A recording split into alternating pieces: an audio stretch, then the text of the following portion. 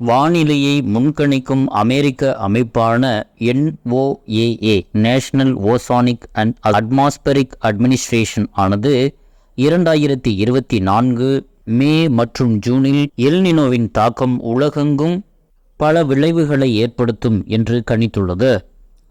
அப்படிப்பட்ட எல்னினோ இந்தியாவையும் அதிக அளவில் பாதிக்கும் என்றும் அது கூறியுள்ளது. அப்படிப்பட்ட எல்னினோ என்றால் என்ன என்பதை இந்த காணொளியில் விரிவாக காண்போம்.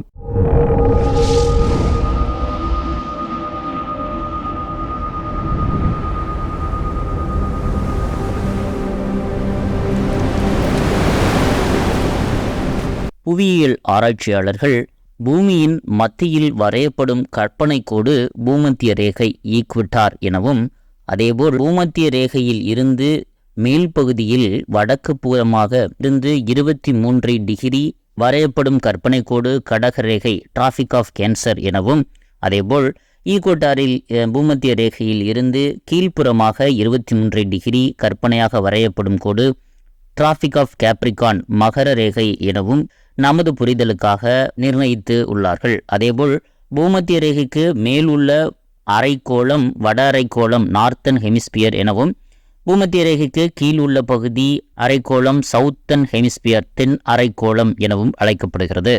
அதேபோல் பூமியின் சுழற்சி காரணமாக பூமியில் உருவாகும் காற்றுகளை முதன்மை காற்று, அதாவது பிரைமரி விண்ட்ஸ் என்பர். இது ஆண்டு முழுவதும் ஒரே திசையில் பாயும்.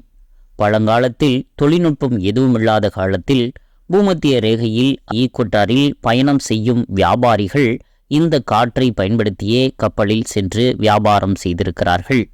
எனவே கடக ரேகைக்கும் மகர ரேகைக்கும் இடைப்பெற்ற காற்றுகளை வியாபார காற்று ட்ரேட் விண்ட்ஸ் என்று அழைத்தனர். பொதுவாக பூமியின் ஈக்வட்டாரில் பூமத்திய ரேகை பகுதிகளில் சூரிய ஒளிக்கதிர்கள் நேரடியாக படும். எனவே அந்த பகுதியில் உள்ள வியாபார காற்றானது பெரும்பாலும் சூடாகவே இருக்கும். அதேபோல் பூமியின் சுழற்சியினால் உண்டாகும் விசை கொரியாலிஸ் விசை என்று அழைக்கப்படுகிறது. அப்படி பூமத்திய ரேகைக்கு மேல் உள்ள காற்றானது, அதாவது வட அரைக்கோளத்தில் உள்ள காற்றானது கடிகார திசையில் சுற்றும். அதேபோல் பூமத்திய ரேகைக்கு கீழ் உள்ள காற்றானது, அதாவது தென்னரை கோளத்தில் உள்ள காற்றானது கடிகார திசைக்கு எதிர் திசையில் சுற்றும். எனவே இரண்டு புறமும் செல்லக்கூடிய வியாபார காற்றானது பூமத்திய ரேகையில் ஒன்றிணைந்து அது மேற்கிலிருந்து கிழக்காக செல்கிறது. பசிபிக் பெருங்கடலில் ஏற்படும் வெப்பநிலை மாற்றம் மற்றும் வியாபார காற்றின் போக்கு இவற்றை அடிப்படையாக வைத்து எல்னினோ லால்னினோ என்ற இரு நிலைகள் கூறப்படுகிறது. பொதுவாக பெருங்கடலில் ஒரு குறிப்பிட்ட திசையில் பெரிய பரப்பில் நகரும் நீரினை பெருங்கடல் நீரோட்டம் நார்மல் ஓசானிக் கரண்ட் கண்டக்ஷன் என்று அழைப்பர். சாதாரண ஓசானிக் கரண்ட் கண்டக்ஷனில் தென் அமெரிக்காவில் இருந்து கடலின் சூடான நீரை ஆஸ்திரேலியா பக்கம் ட்ரேட் விண்ட்ஸ் வியாபார காற்றானது நகர்த்தும். ஆஸ்திரேலியாவை சுற்றியுள்ள சூடான நீர் அங்கு குறைந்த காற்றழுத்தத்தை லோ பிரஷரை உருவாக்கும். ஏனெனில் வெப்பநிலை காற்றழுத்தத்திற்கு எதிர்த்தகவில் எப்பொழுதும் அமையும். அதாவது வெப்பநிலை அதிகரிக்க அதிகரிக்க காற்றழுத்தம் குறையும்.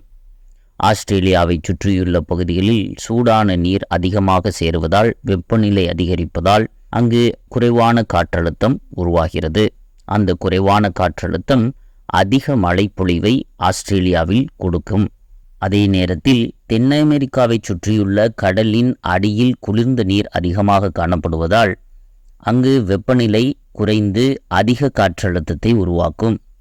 பெரு போன்ற தென் அமெரிக்கா பகுதிகளில் அங்கு குறைவான மழைப்பொழிவை அந்த அதிக காற்றழுத்தம் கொடுக்கிறது. இதுவே லால்னினோ சமயங்களில் தென் அமெரிக்காவில் இருந்து வியாபார காற்றின் மூலம் அளவுக்கு அதிகமான சூடான நீரானது ஆஸ்திரேலியா பகுதிக்கு செல்கிறது. எனவே லால்னினா சமயங்களில் ஆஸ்திரேலியாவில் அளவுக்கு அதிகமான மழைப்பொழிவு பெய்கிறது. இதுவே எல்னினோ காலங்களில் வியாபார காற்றின் வேக குறைவால் ஏற்படும் மாற்றத்தால் தென் அமெரிக்காவை சுற்றியுள்ள கடலின் மேற்பரப்பில் உள்ள சூடான நீரானது ஆஸ்திரேலியாவிற்கு செல்வதில்லை. எனவே அங்கு வெப்பநிலையும் அதிகரிப்பதில்லை, குறைந்த காற்றழுத்தமும் உருவாகாது. எனவே அங்கு வழக்கமான மழைப்பொழிவு இல்லாமல் வறட்சி ஏற்படும். இந்திய பெருங்கடலும் ஆஸ்திரேலியாவை சுற்றியே இருப்பதால் எல்னினோ காலங்களில் இந்தியாவில் வறட்சியே காணப்படுகிறது.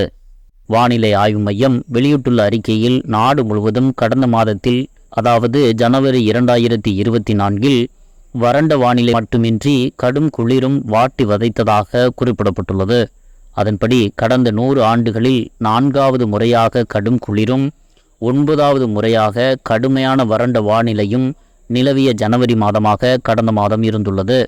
கடந்த மாதத்திற்கான மழைப்பொழிவு இயல்பை விட 58% குறைவாக பதிவாகியுள்ளது.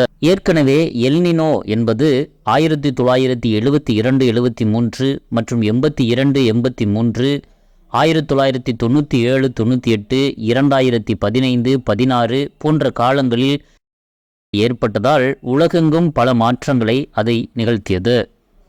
ஒரு பக்கம் அதிக வறட்சியும் மற்றொரு பக்கம் அதிக மழைப்பொழிவையும் அது தந்துள்ளது குறிப்பிடத்தக்கது. மீண்டும் நல்லதொரு தலைப்பில் சந்திப்போம். நன்றி, வணக்கம்.